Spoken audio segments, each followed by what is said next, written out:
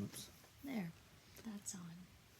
Good afternoon, folks. This is Father Leo once more, and I have the privilege and the honor of interviewing a guest this afternoon.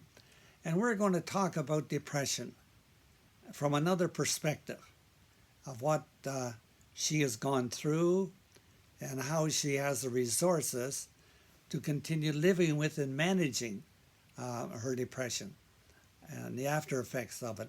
And so my guest is Ellen Cowie. Um, I just found out that I know her mother very well and her sister. So it took me a long time to meet Ellen, although I have met her at different times, of course. So Ellen, welcome. Glad you could come today. Thank you, Father. It's nice to be here. And I really appreciate your willingness to tell your painful story. Thank you. And we're going to talk about depression. So I guess life was going along fairly well for you, but then all of a sudden something happened. Mm-hmm. Can you tell us about that? Yes. Well, life was very good and stressful. We had 6 children. 6 children. And we lived across Canada and back. So traveling and moving was something we did a lot of. Depression, perhaps I was fighting it and didn't realize it. I just thought I was busy with the children. And then about 14 years ago, we had a family incident that happened that caused me to feel a real push into depression. I see. I felt I had let one of my daughters down by not hearing when she called my name and she was in stress. Mm-hmm. So I've still never forgiven myself for not hearing her. I am very proud of her for all the steps she took to get better.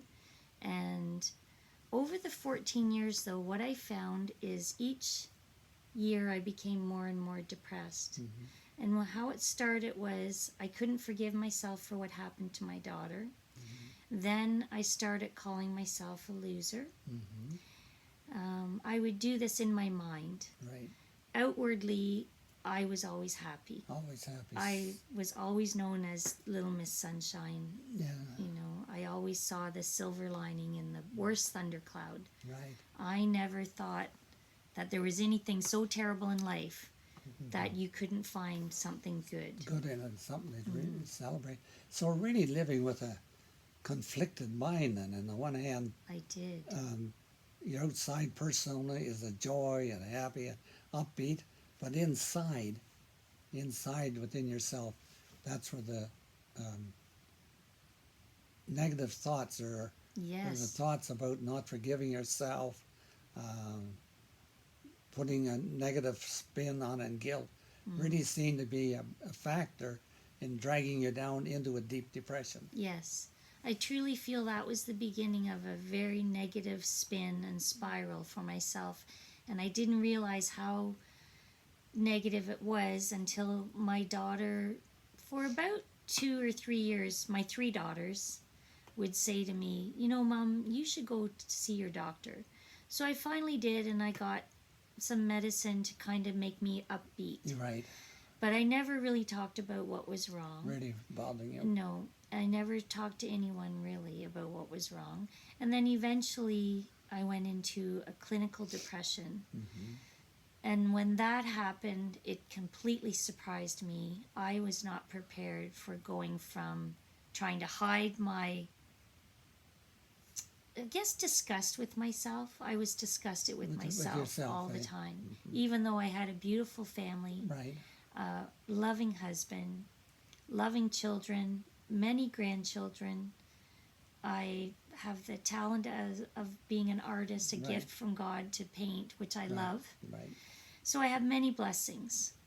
Even though I have so many blessings, I became clinically depressed, and I couldn't stop myself.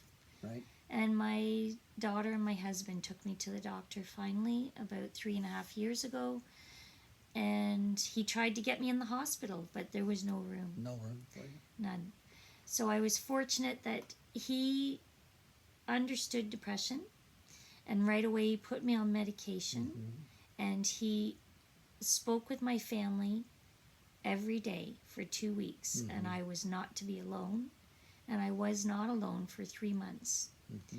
And that was thanks to having 6 children and a husband who could each take turns. Take turns being with you. That's right. And then eventually my family, the rest of my family, I come from a large family. Right. And the rest of my family would be calling on me to be sure, what are you Right. doing, Ellen? How's it going? Right.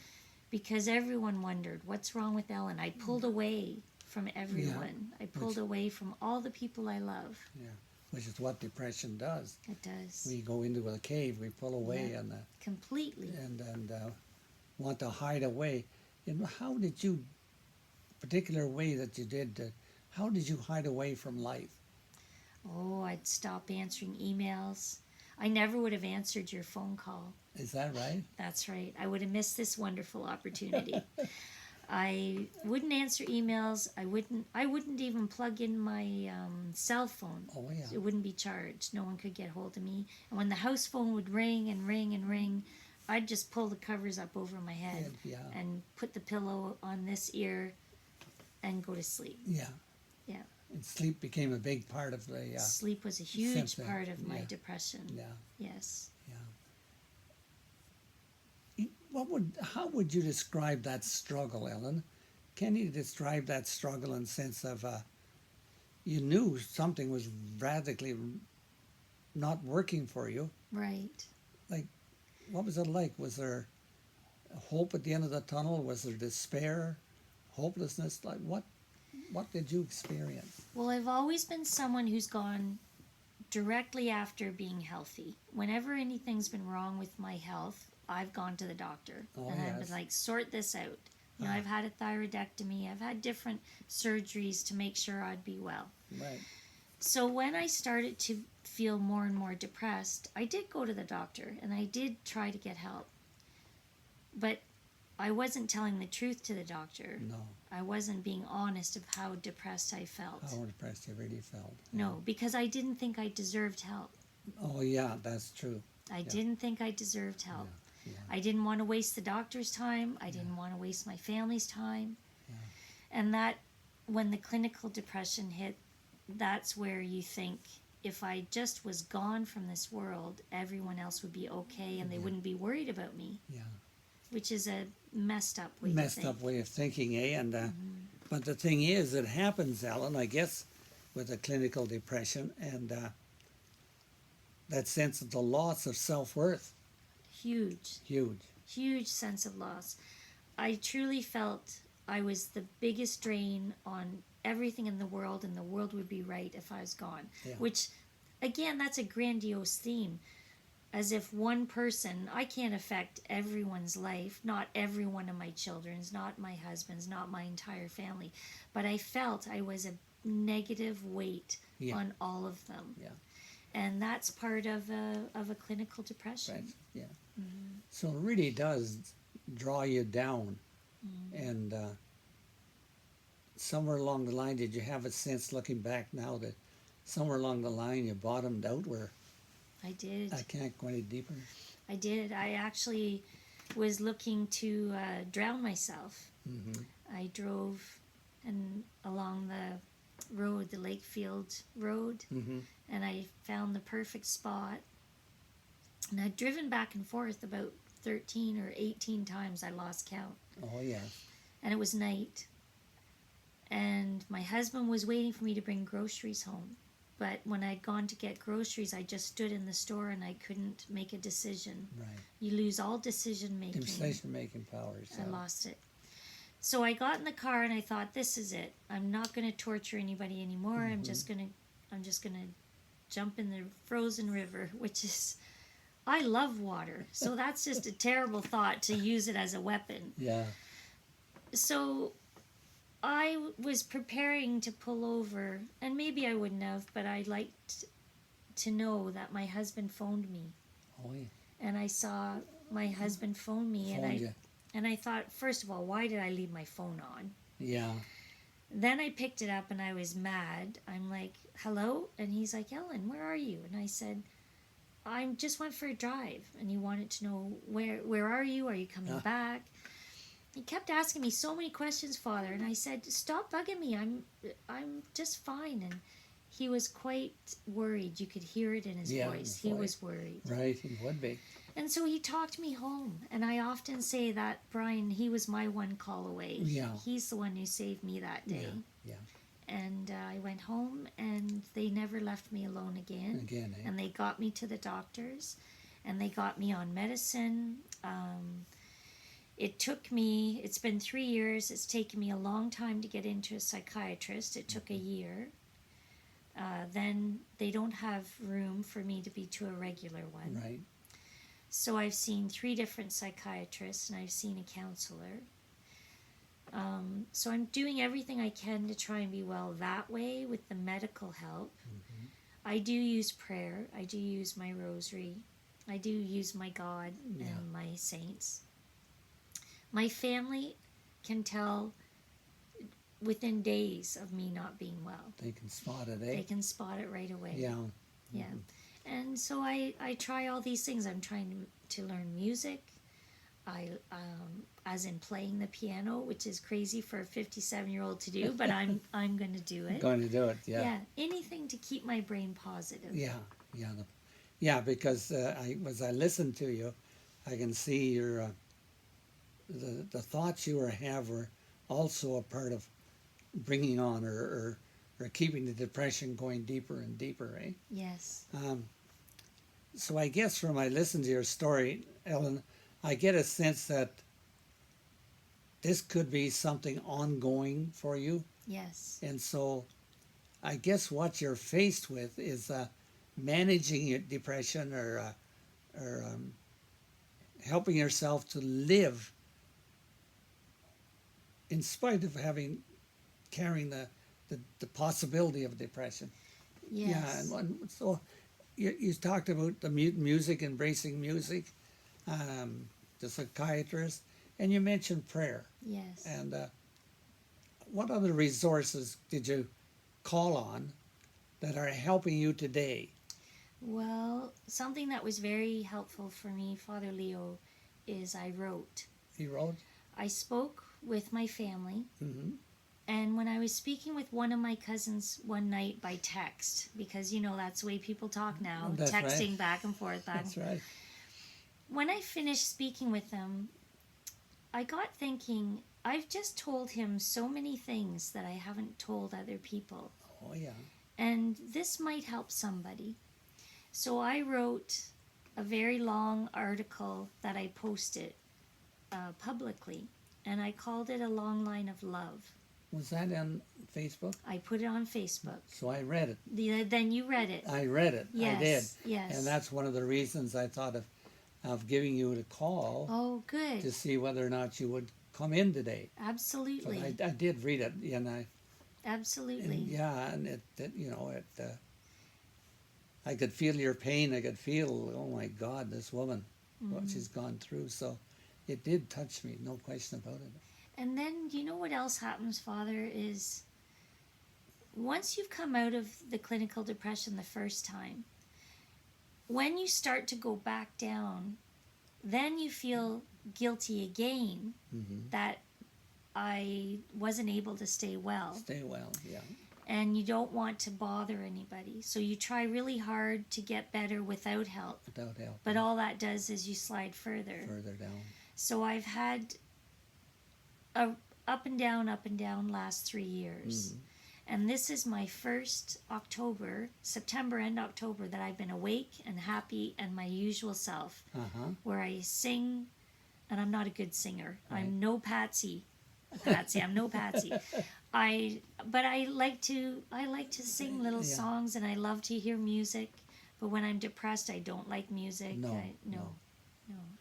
But the thing I hear is, though, that you're really investing in managing this depression, managing yourself. Yes. Probably managing yourself more than anything, in order to bring joy into your life. Yes.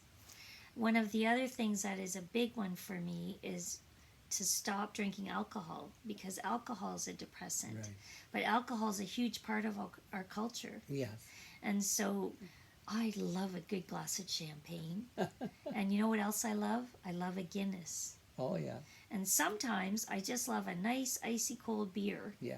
right out of the cooler Yeah. in the summer. So one drink, my doctor, he told me, he said, Ellen, one drink a week, that's okay. Yeah. He said, but it's even better if you don't have any. Don't have any. So Yeah. I try to remember that. Yeah, because being a depressant, and yet And I'm taking antidepressants, Yeah. then they're fighting. fighting each other. And already my brain's fighting. I don't need that. No. Yeah, because you're able to see that it's not good for you. Right. Not good for you, Right. and that's I know, because I'm a one beer a day kind of a guy, so I Good. hate to give that up. No, that's right. And one beer I think is a good thing.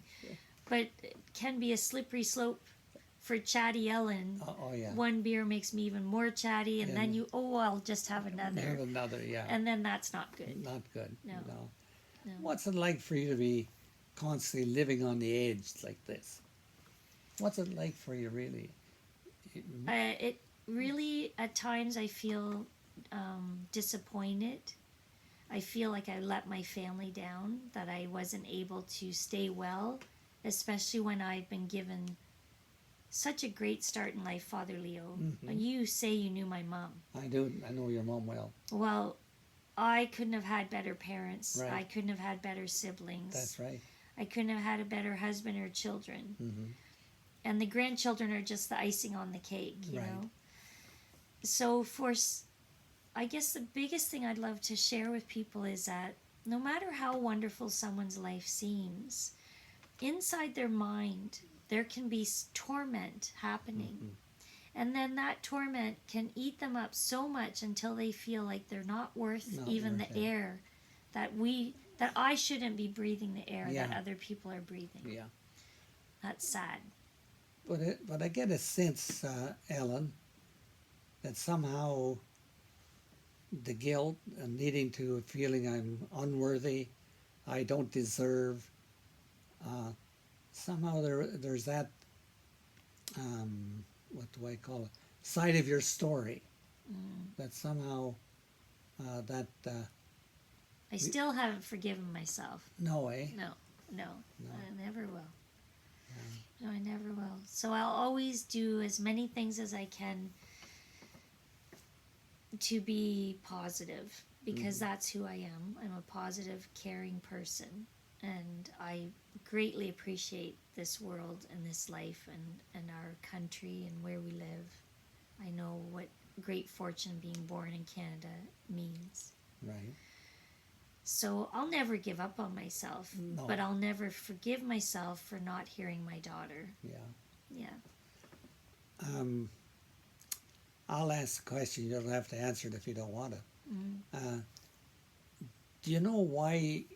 Do you know why you don't forgive yourself? Yes. When I was a child, a stranger assaulted me. And that prompted me, when I raised my children, I was one of those, almost a helicopter mom, not quite, especially compared to what they are today. I was probably a terrible mom compared to today, but I tried very hard to make sure that my children were always safe physically. Safe. So that became a big theme of your life Huge then. theme, huge Keep your theme. children safe Yeah, yeah. and not experience what Yeah. you did. Even though, what happened was, to me, was as a child, it was a stranger. It wasn't anything that could have been prevented. Isn't that right? But I think if I can't keep my own children safe, what kind of mother am I? Oh, yeah. There. So that's the crux of it. That's it. So you kind of set up that theme of your life to keep your children safe. Yes. And when your one daughter then had her difficulty with the man, then of course you feel you've failed. Completely. Yeah. Completely. I have a hard time not turning into a therapist. That's all right. I have a hard time not needing a therapist, so that's good. Yeah. We make a good team. I'm glad. Yeah. Well, I think I could help you with that I guilt think thing. you could. I think you could. But yeah, it's it's living with it, and how does this affect your social life? Um, your I know you're. I can say in Peterborough anyway, you're a famous artist. I know that, Yes. and a good artist. Thank you. And you were telling me how you use your art to paint your pain. Yeah. I did. It's funny. I didn't notice I was doing it. My mom noticed. Oh yeah. My mom said, "Ellen, I wish you wouldn't paint when you're sad or when you have a migraine because your paintings are always dark. They're very dark." And they are. They're dark. But you know, I said to my mom, and I notice it, that even my dark paintings have a warmth in them. Mm-hmm. And even mom would agree with that because you have a very happy, joyful feeling. Even when you look at my darkest painting, Mm-hmm. it's never a miserable topic. It's Mm-hmm. never a hateful topic. Mm-hmm. It's just that I use darker colors, Mm-hmm. and it seems a little bit depressed. But I don't think it is. I think they're joyful. Well, I guess again the two things come out, which is the pain and the darkness, but also the joy that you've talked about earlier. Yes. That's kind of who you are. It is. It's an upbeat, joyful person. Yes. 'Cause And I have many, many reasons to be that way, as you know. If you know Yeah. my mom, I Yeah. have many reasons yeah. to be joyful and So grateful. somehow, I get a sense that both themes get into your pictures. I think they do. I think they do. Yeah, You'll have to come and look at my art more. I will. I will. Okay. I was sorry to miss your one at the Mount, but I was in the hospital, so I couldn't make it. Yes, well, you're excused. I'm due. Okay. You can come now, though. It's Okay. still on. Oh, it's still It's on? still on, so you can come and I'll give you your own personal tour. Okay, I'll do that. Okay, great. Yeah, because so today then, like I get a sense of this depression kind of crept up on you.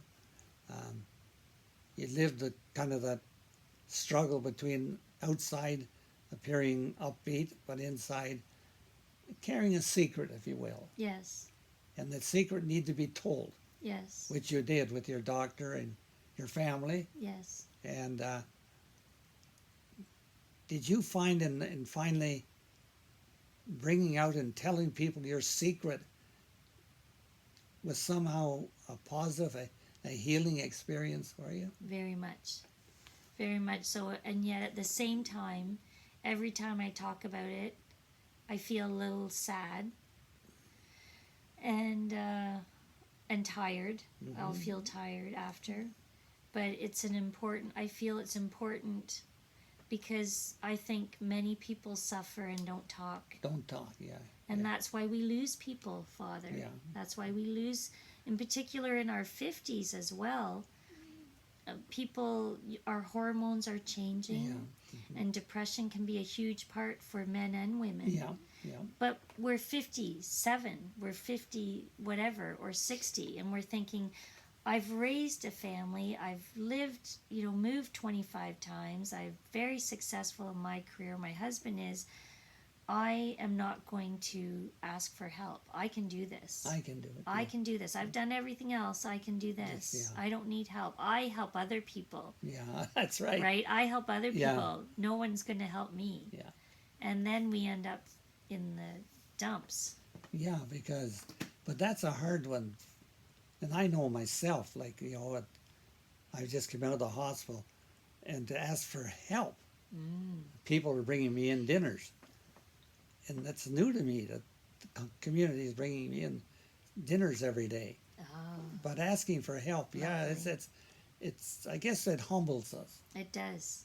It does. What would you say is the most important thing you've learned about Ellen through this whole experience and reflecting on it?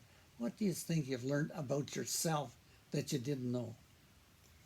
Well, that I'm not as strong as I think I am. Oh, yeah. I think that's a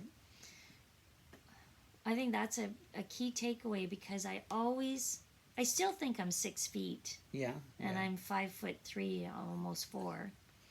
I still think I'm strong enough to do anything. Yeah. And I'm not. And I really am, I'm very aware that mentally I need help, and I'm sure there's other people who need help, and I'm happy to share my story with people. With people, eh? Mm-hmm. Because I think by sharing your story, again, you're saying to other people, find somebody that will listen and care Yes. and tell your secrets. Yes. Tell your secrets, because they can be very destructive. And I think people often are embarrassed, ashamed, or afraid. Yeah. And I'm not anymore embarrassed Right. or afraid. I was. Yeah. I was embarrassed. I was, every time after I would tell somebody my clinical depression story, I would feel very sad Right. that I had ever been clinically depressed, that I was as if there was something wrong with me. With you being depressed. Right. Yeah. But I don't feel that way anymore. No. I really don't. I just feel like I went through this experience, and hopefully I can help other people. That's what I hope. And that's what you're doing. Hopefully. Well, you are doing. Good. You are doing, Ellen, and telling your story to me helps me. Good. So I really do appreciate that part of it. So I guess as we approach towards the end of our interview, so right now you're living in this phase of managing and living with and dealing with your depression, knowing that you're not your depression. Right. Your depression is a part of you. It's not Ellen. Right. It's a part of you. And so aside from telling people to tell their secrets or tell their story, to wrap it up, what are some of the most important things you would say? Look, you have to recognize that it is humbling for you, because then it shows that I'm human like everybody else. Mm-hmm. At least that's what I get out of my own experiences, that I'm not as strong as I thought I was. And having said that, what suggestions would you make to people who are maybe experiencing depression or are struggling with depression, or like, what are some of the main things you would say to them as we end up this interview? Well, all of the good things out there that people talk about, mindfulness, prayer, music, happy songs, happy movies, those are all great things to do when you're well. Yeah. But when you're not well, I recommend people call your doctor. Call your doctor. Call your doctor. And if you don't have a family you can confide in, because not everybody has a family like I have. That's right. And if you don't have a family you can confide in, call your doctor. Yeah. And we do have at the hospital, there are groups that you can go to talk. Mm-hmm. And so if you can't get into a psychiatrist, there are these groups where people get together and talk. Uh-huh. So you can go to one of those. Right. And they're free. They don't cost anything. Right. And I think that's important too, because everyone thinks that mental health is costly as well. Now, mind you, the antidepressant, I'm sure those drugs are costly, and my husband has a drug plan. Oh, yeah, right. So hopefully people have drug plans. Yeah, and that would be a critical thing. Yes, it would. Especially for people who are not able to afford it or don't have one, eh? Yes, I'm very fortunate that I'm able to have the affordability of even having the medication. Yeah, yeah. Mm-hmm. So you're on antidepressants each day? Every day. Every day, eh? Every day for the rest of my life. Yeah, yeah. Mm-hmm. Well, a lot of us, I know myself, I'm on medication for the rest of my life because of my heart. Right. So. And that keeps you living. Keeps me living, so I just say, hey, thanks. That's right. And same for me. I'm on my antidepressant. It keeps me living. Yeah. And that's good. And I think the other thing that really struck me is you said you're not ashamed anymore. No. You're not ashamed. No. I can speak openly about it, and I don't mind if anybody asks me questions like you have. I'm happy because it helps me figure out myself as well. Mm-hmm. Mm-hmm. Mm-hmm.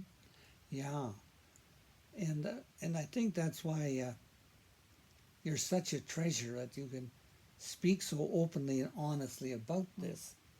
And you're saying there's hope. Don't give up. Don't Absolutely. give up. Absolutely. Yeah. And I say to other people who notice, if your loved one stops making eye contact, if your loved one stops answering the phone or the door, sleeping too much, it isn't okay to sleep a lot. It's No. not. We need 8 hours maybe. Yeah. Some of us need less, some of us need 9.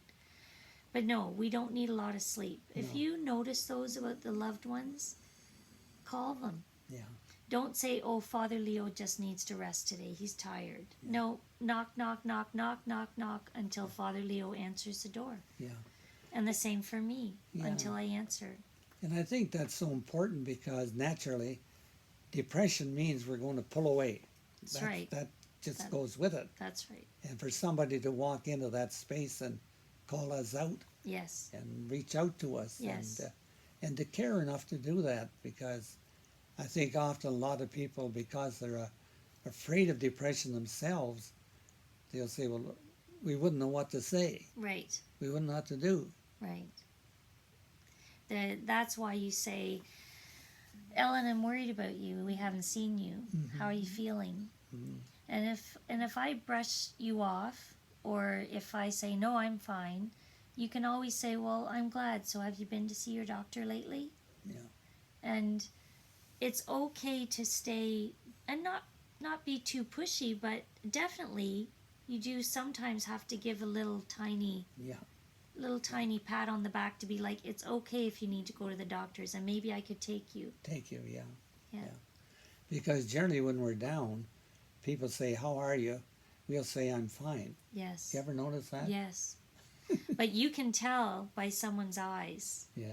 You can tell by their body language, the depression. Everything about me changes when I'm depressed. When you're depressed. Everything. Yeah. My eyes change, my body language changes, my ability to speak changes. We wouldn't be able to have this conversation. No. It's funny you mentioned the speech. I talk on the phone a lot. Yes. Not long, but long. And somebody will say to me, I can tell by your voice. I've heard that for 50 years. Yes. The people say to me, I can tell your voice. They'll pick it up Yes. over the phone. Yes. Yeah.